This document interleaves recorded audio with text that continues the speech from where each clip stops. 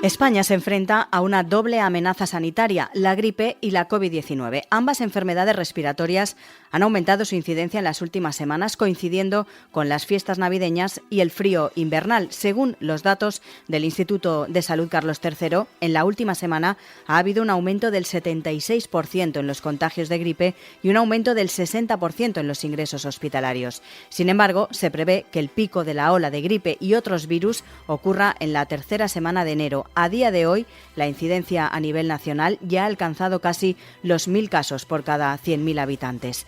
Hoy, en Plaza al Día, la tripandemia agrava la congestión sanitaria.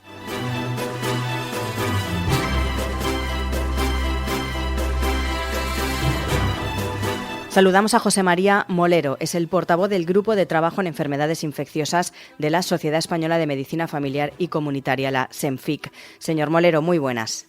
Hola, buenas. En primer lugar, ¿cómo se encuentran los centros de atención primaria en nuestro país? ¿En qué comunidades están más afectadas por ese brote de gripe y de COVID-19? Bueno, en este momento, pues lógicamente estamos en situación de una saturación en cuanto a la actividad de los centros sanitarios prácticamente de todas las comunidades autónomas. Es cierto que hay comunidades que tienen una mayor tasa de incidencia de las infecciones respiratorias, que son las que se están vigilando ahora, y ahí se incluye gripe, COVID, virus respiratorio sincitial y algún otro proceso que también se diagnostica como infección respiratoria sospechosa de un cuadro gripal. Comunidades como Castilla-La Mancha, Valencia, Cantabria están superando por encima de los 1.500 en la tasa de incidencia de infecciones respiratorias. Otras comunidades también, pues como Canarias, como Castilla y León, Aragón, Navarra, incluso Melilla, están también por encima de los 1.000 casos por 100.000 habitantes. Es decir, que estamos en prácticamente más de la mitad de las comunidades autónomas por encima de esos 1.000, que es un umbral muy elevado. ¿Qué quiere decir esto? Pues que está circulando fundamentalmente en esta época en virus respiratorios tipo catarrales, pero en concreto también los virus gripales, el virus de la gripe. Y es lo que está provocando este crecimiento de una semana para otra, prácticamente se duplican los casos y tiene mucho que ver con ese crecimiento ya por otra parte conocido y habitual en la epidemia de la gripe. Y es que durante las primeras 4 semanas más o menos de la epidemia, 4 a 6 semanas, pues prácticamente se van duplicando los casos de una semana a otra hasta que se alcanza ese límite, y luego ya progresivamente los 2 siguientes meses ya va disminuyendo a una forma más lenta que el ascenso tan brusco que ha tenido inicialmente. Nos encontramos justo en ese periodo de ascenso, a punto de alcanzar ese límite, y luego seguir con los casos durante otros 2 meses más al menos. Es una situación que ya hemos vivido en años anteriores. Sí que es verdad que con la pandemia se vio agravado pues a unos niveles que nadie se imaginaba, ¿no? Pero en este momento la situación no es muy diferente a antes de la pandemia, ¿o sí? No, yo ahora mirando un poco los casos, incluso la época en la que hemos empezado a aumentar, estamos en una epidemia muy parecida a la que ocurrió de gripe, me refiero a lo que ocurrió en el año 2017-2018, es decir, antes de la pandemia. Durante la pandemia hemos tenido 3 epidemias de gripe un poco atípicas. El primer año no existió.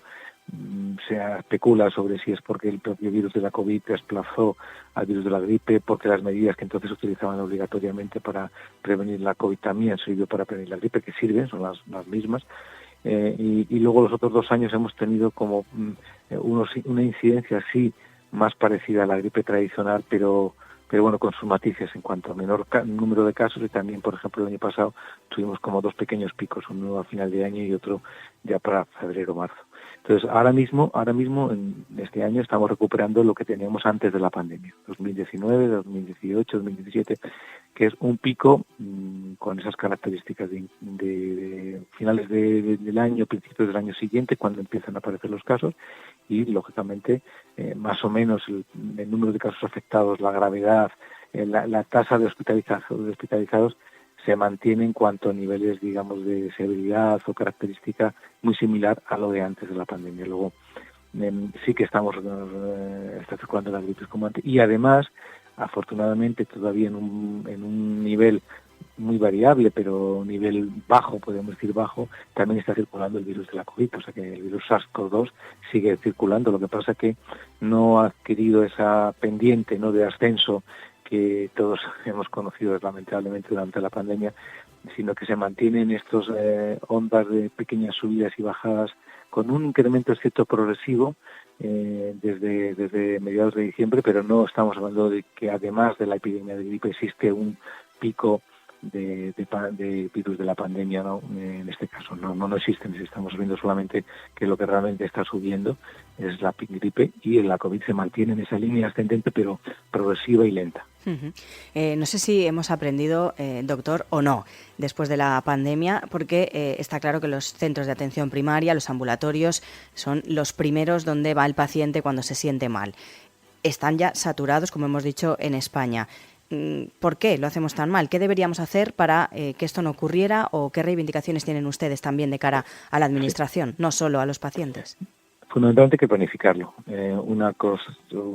Parece que planificar solamente es planificar la epidemia, la vacunación, ¿no?, que por cierto tenemos una tasa de vacunación inferior a otros años.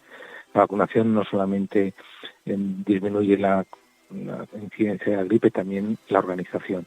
Y sabiendo cuándo se va a producir, yo creo que hay que establecer remedios o soluciones que disminuyan el uso de los servicios sanitarios cuando no se necesita, y sobre todo fortalecer que se puedan utilizar cuando se necesitan.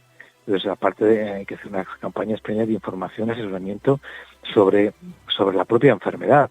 Estamos hablando de una enfermedad que en el 90% de los casos, incluso un poquito más, va a pasar, se va a curar de una forma espontánea o con el paso de los días, sin requerir ningún tipo de tratamiento específico, ni antibióticos. Hay que recordar que estas infecciones respiratorias como la gripe no requieren antibióticos, ni otro tipo de tratamiento especial, solamente pues lo que hacemos siempre, dar analgésicos, algo para la congestión nasal, y si molesta mucho la tos, algo para la tos y reposo.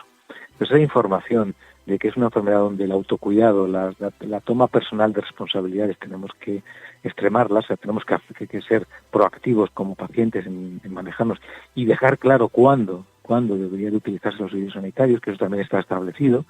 Si hay una serie de circunstancias, pues cuando el proceso dura más allá de los 5 o 6 días, me refiero a la fiebre, cuando aparece en cualquier momento dificultad para respirar, dolor en el pecho, sensación de letargo, de mareo, de una sensación de desconexión continua, en problemas de dificultad para respirar, que se traducen en coloración de las uñas, de la boca. Hay una serie de factores de alarma o de riesgo que en ese momento acuda usted. ¿Pero dónde? Su centro sanitario más próximo, que es su centro de salud, o contacte con su médico de familia o la enfermera o su pediatra. Ahí le van a indicar cómo actuar. No acuda usted a la urgencia.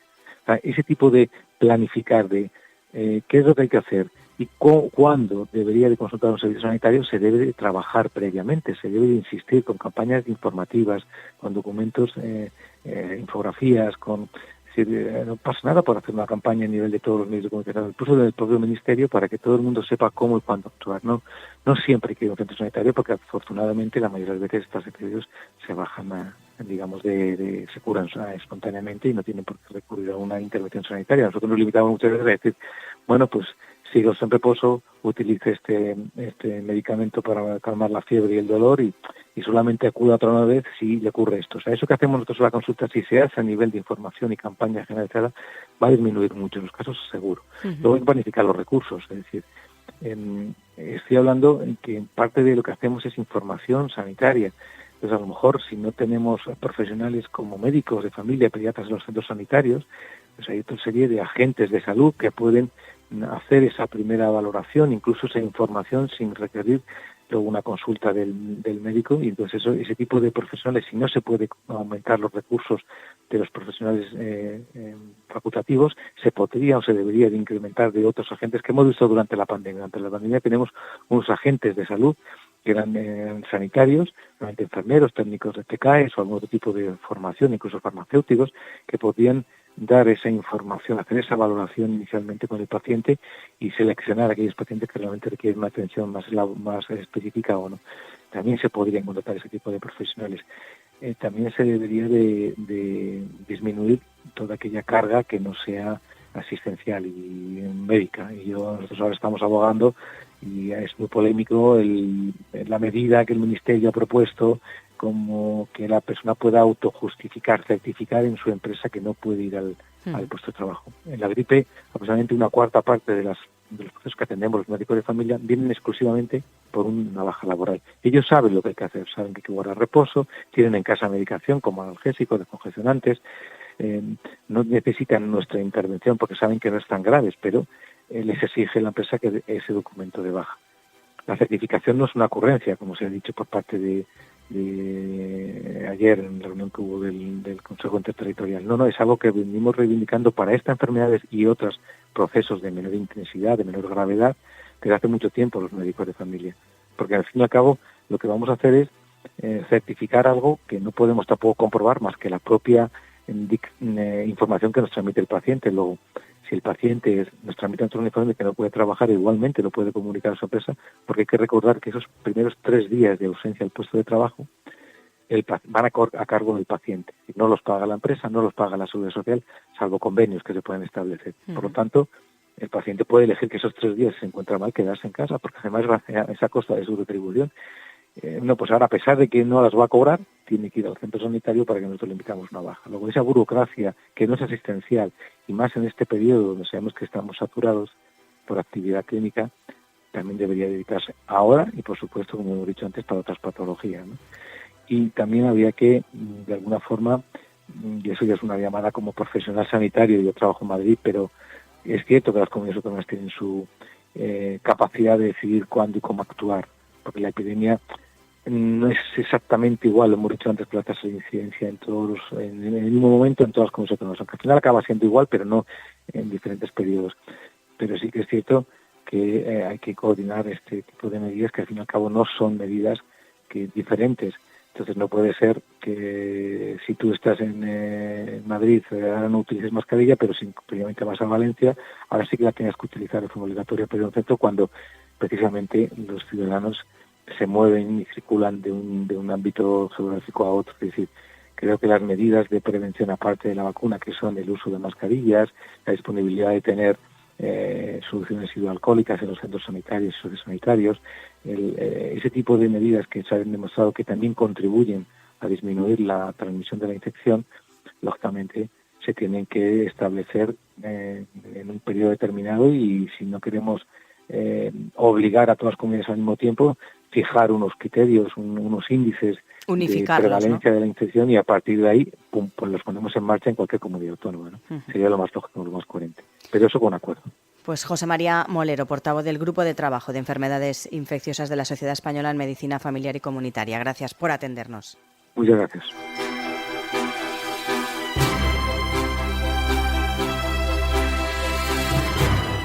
Saludamos al doctor Sergio Pardo, es el portavoz de la Sociedad Española de Medicina de Urgencias y Emergencias. Doctor, muy buenas. Hola, ¿qué tal? Muy buenas. Hemos hablado hace unos instantes de cómo se encuentran los centros de salud en España y cómo se encuentran también en este momento las urgencias hospitalarias. Pues ahora mismo nuestros servicios están tensionados. Es una época que desde hace ya muchos años es bien sabido que es una época epidémica de virus respiratorios y pues nos encontramos con la tensión habitual de estas fechas. Con un aumento muy importante en cuanto al volumen asistencial, a la cantidad de gente que estamos asistiendo en nuestros servicios y batiendo récords de asistencia prácticamente en todos los servicios de urgencias, tanto aquí en la Comunidad Valenciana como a nivel nacional. Estamos superando las cifras de asistencias diarias, superando las cifras históricas que hemos tenido hasta ahora. Por ejemplo, datos del Instituto Carlos III, la última semana ha habido un aumento del 76% en los contagios de gripe y un aumento del 60% de los ingresos hospitalarios, pero se prevé que el pico de la ola de gripe y de otros virus respiratorios ocurra un poco más adelante, dentro de unas semanas. ¿Están preparados los hospitales para este pico? Pues todos los años se plantean medidas cuando llegamos a la estación en la que nos encontramos estos días. ¿Estamos preparados? Mire, nuestros servicios, una de las características que tienen es la capacidad de plasticidad y de adaptación de una forma muy rápida a incrementos importantes en la cantidad de pacientes que atendemos. tanto de forma puntual, diaria, como de una forma un poco más prolongada, pues como hemos tenido ya estos años atrás con la pandemia, pues la capacidad de adaptación que tenemos es muy alta. El problema es que nosotros no podemos controlar la cantidad de pacientes que acuden a nuestros servicios de urgencias hospitalarios solicitando asistencia, pero sí que hay otra serie de factores que sí que podemos actuar sobre ellos, no solamente nosotros, sino a nivel de la gestión y de las decisiones que se toman pues los gestores y los gestores sanitarios. Uno de los grandes problemas que tenemos, evidentemente, es la cantidad de personal. Seguimos siendo servicios que somos deficitarios en cuanto al número de personal que trabaja en nuestros servicios, y una de las situaciones que afecta de una forma importantísima a la capacidad de absorción de ese volumen de pacientes que estamos recibiendo es el adecuado drenaje. Quiero decir que nuestros servicios, cuando empezamos a trabajar por la mañana, si no hay camas hospitalarias para absorber los pacientes que hemos ingresado durante las 24 horas anteriores, nos encontramos con que tenemos un déficit de camas. No es que no haya camas, sino que nos encontramos con menos 10, menos 11 camas, pacientes que están ingresados a la espera de que se les asigne una cama hospitalaria. Con lo cual, eso supone que nos quedamos en las siguientes horas sin sitio para poder atender y seguir absorbiendo pacientes que entran desde la calle para ser atendidos. El problema es que las decisiones que se toman a nivel de gestión suelen llegar tarde. Todos los años llegan tarde y pues probablemente la repercusión sobre la mejoría o la fluidez en la que vamos a atender a los pacientes pues va a ser mínima. Y tenderá a la normalidad en las próximas semanas, pero porque el volumen de pacientes irá disminuyendo. Sí que falta todavía, se espera que tengamos unas 2 semanas todavía con un aumento progresivo de las infecciones respiratorias y por tanto de la cantidad de pacientes que vamos a atender, pero luego tenderá a la normalidad y las medidas que se tomen no repercuten sobre favorecer esa fluidez de una forma tan rápida como para que repercuta y mejore esa calidad asistencial o esa capacidad de absorción que tenemos de pacientes. Se toman medidas, sí, pero es necesaria una planificación, una previsión en los meses anteriores. No podemos seguir llegando tan tarde a la toma de decisiones para intentar revertir esta situación. La situación se revierte no en diciembre o en enero, sino en septiembre o en octubre, con medidas y con previsión y con una planificación adecuada, porque esto no es nada nuevo. Llevamos muchos años con esta situación y el histórico de asistencias en esta época epidémica de virus respiratorios es claro. Quiero decir, las cifras se pueden revisar y siempre ha supuesto un volumen importantísimo de pacientes que requieren asistencia hospitalaria e ingreso hospitalario, evidentemente. Hemos escuchado estas últimas semanas que España, como decimos, aguarda ese pico de contagios de la gripe y de la COVID, pero también hemos leído que de la peor epidemia desde la COVID de gripe. ¿Es así? ¿Es la situación real así? Sí, realmente lo que estamos viendo es que la gripe estacional y sobre todo la gripe A ha desplazado a las infecciones por COVID. Estábamos viendo estos 2-3 años anteriores cómo pues el COVID apareció y tomó su primera línea y prácticamente lo único que veíamos eran infecciones por el virus por COVID, pero actualmente la mayor cantidad de pacientes, al disponer de test rápidos para la detección del agente viral que está causando el cuadro respiratorio, de una forma rápida podemos objetivar que la gripe, y sobre todo la gripe A, es actualmente el virus predominante. Al final lo que ha pasado básicamente es que el COVID pues ha ido retrayéndose y quizá hemos descuidado las inmunizaciones o quizá no hemos hecho el suficiente hincapié en la importancia de las vacunaciones para la gripe normal y corriente, que al final lo que ha hecho ha sido recuperar su sitio y desplazar al resto de virus. Estamos viendo infecciones principalmente por gripe A, estamos viendo infecciones por virus respiratorio sincitial, el VRS, y estamos viendo, evidentemente, infecciones por COVID, pero en menor número. Y lo que nos llama la atención también es que estamos viendo coinfecciones por distintos virus. pacientes que dan positivo para gripe A y para COVID, para gripe A y VRS, VRS COVID. Quiere decir que estamos viendo coinfecciones a la vez en los mismos pacientes por distintos virus respiratorios. Por último, ¿qué recomendaciones daría a los pacientes que tienen que acudir sí o sí a urgencias para un poco intentar paliar esa saturación que tienen ahora todos los hospitales a nivel nacional? Pues que tengan confianza en nuestros servicios. Disponemos de sistemas de triaje que son muy eficientes. Cuando los pacientes llegan a nuestros servicios son valorados por personal de enfermería, se utiliza un programa informático y se les pregunta los motivos por el que acuden, qué sintomatología presentan y se le hace una primera toma de las constantes para ver cómo respiran, el oxígeno,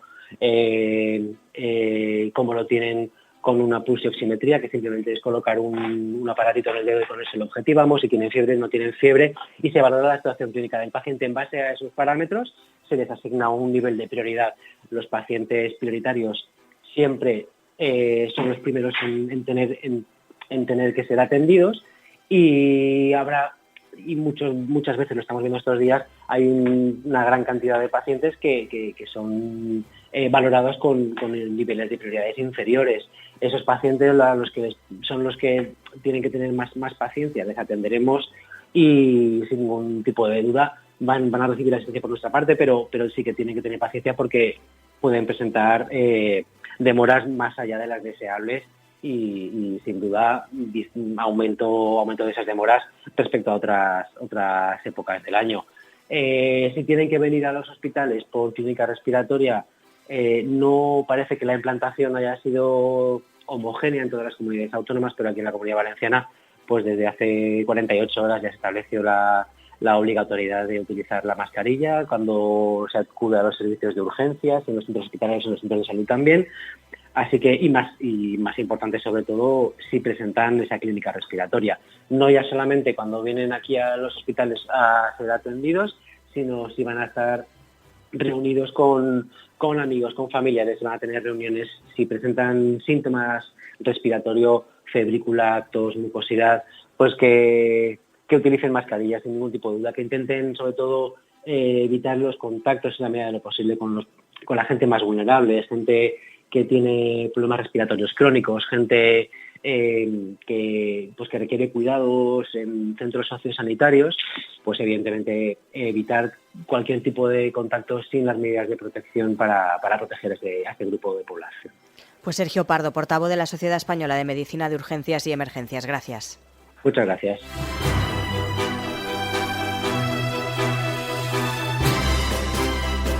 Saludamos también a José Frías, es el responsable de Acción Sindical y Comunicación del sector de Sanidad Nacional de CESIF. Señor Frías, muy buenas. Hola, buenas.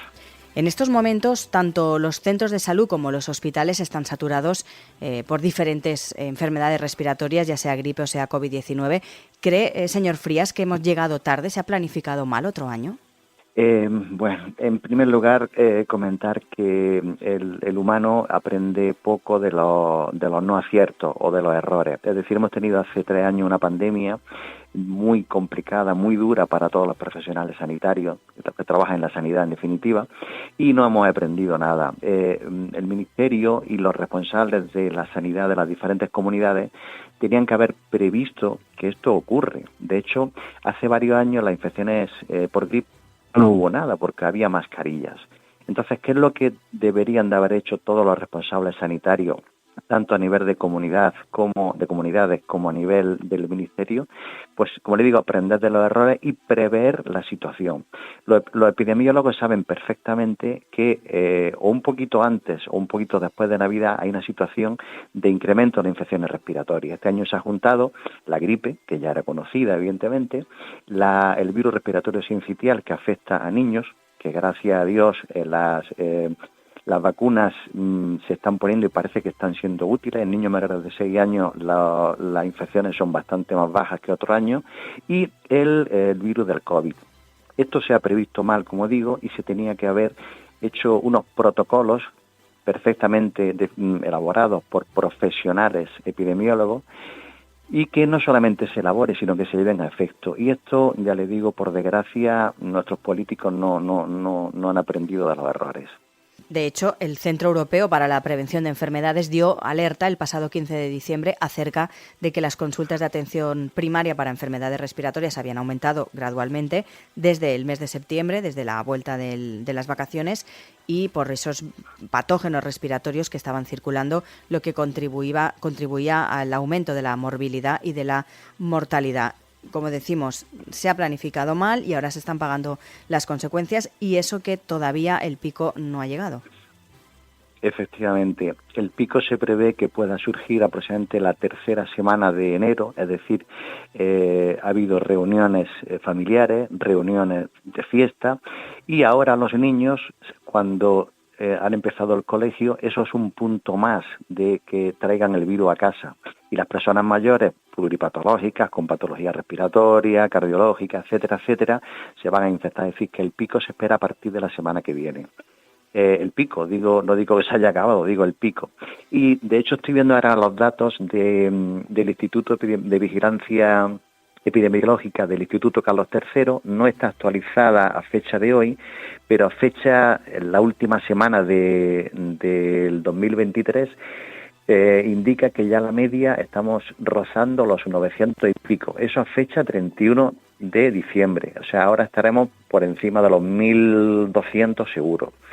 Y no solamente eso, sino, por ejemplo, el número de pacientes que ingresan por motivos de esta infección ya está aumentando bastante. En concreto, estamos hablando de que puedan ser, permítame que localice, por encima de 28,7 ingresos por cada 100.000 habitantes debido a estas infecciones respiratorias. Como digo, la semana que viene se va a subir de forma exponencial. Lo que también nos han comentado los doctores es que la gripe este año ha desplazado totalmente a la COVID-19. Sí, bueno, son virus y los virus tienen la genética de que mutan muy rápidamente, se adaptan a la nueva situación, y parece ser que el virus de la gripe, en concreto parece que la gripe A, pues está haciendo, permítame la expresión, de las suyas. Eso asociado con el COVID, otras variantes de COVID que están saliendo todos los días, como los virus, y asociado también al virus respiratorio sincitial, que afecta sobre todo a neonatos, es un cóctel explosivo. También hay que destacar que la tasa de vacunación de gripe y de COVID pues está siendo bastante baja en nuestro país. Por lo tanto, eso también favorece a que el virus circule con total libertad, ¿no?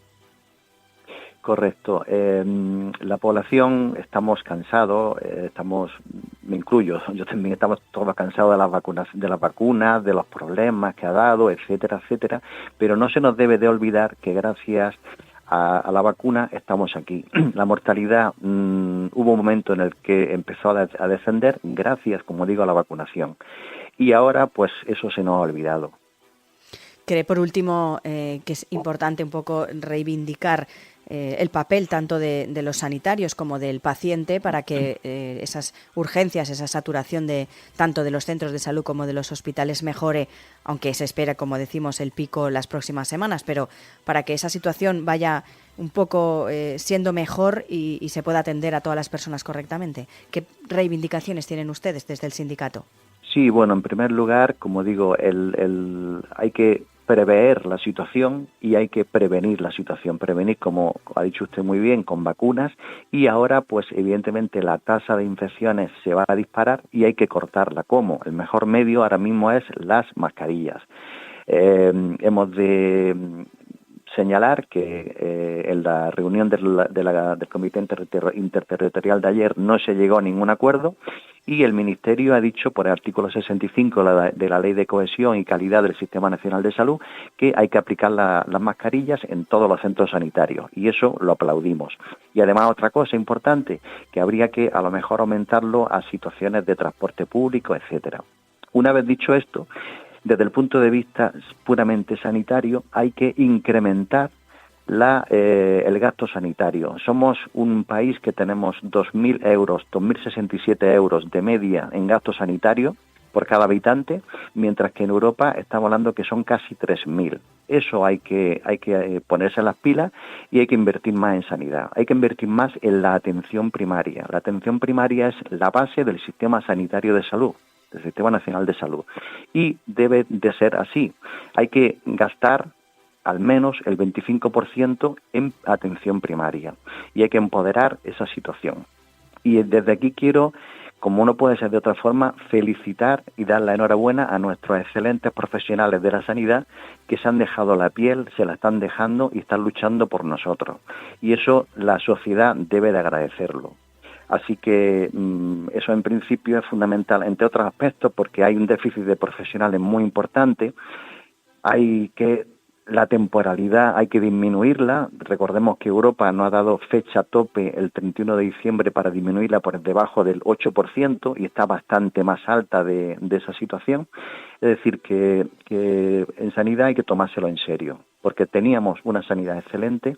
Gracias a nuestros profesionales la seguimos manteniendo, pero están los profesionales ya muy, muy desmotivados y hay que retomar el tema y cambiar el chip.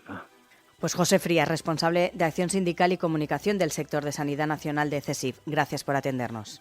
Gracias a ustedes.